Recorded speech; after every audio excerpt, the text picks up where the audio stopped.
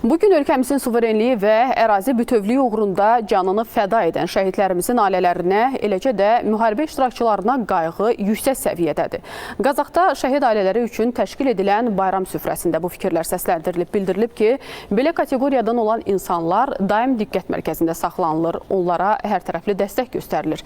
Tədbirdə yaradıcı şəxslər və şəhid övladları vətənpərvərlik mövzusunda şeirlərlə çıxış ediblər. Şəhidlərə həsr edilən şair, publisist Elçin İsmayılın Şanlı Vətən Oğulları adlı kitabının təqdimatı da olub.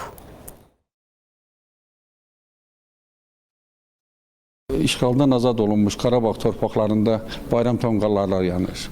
Keçmiş köçkünlər, qaçqınlar öz ana torpaqlarına qayıdırlar. Bu da məni bir şəhid atası kimi çox qürurlandırır. Mən bütün şəhidlərlə qürur duyuram, fəxr edirəm şəhidlərimizlə. 44 günlük Vətən müharibəsində də oğlum Xocavənd uğrunda gedən döyüşlərdə qəhrəmancasına şəhid oldu, Xocavənd azad olmasına görə. Bu oğlumu 18 noyabrda dəfn edildən sonra dövlət tərəfindən olan qayğını mən daim hiss elədim. Daim mənim yanımda dəstək oldular.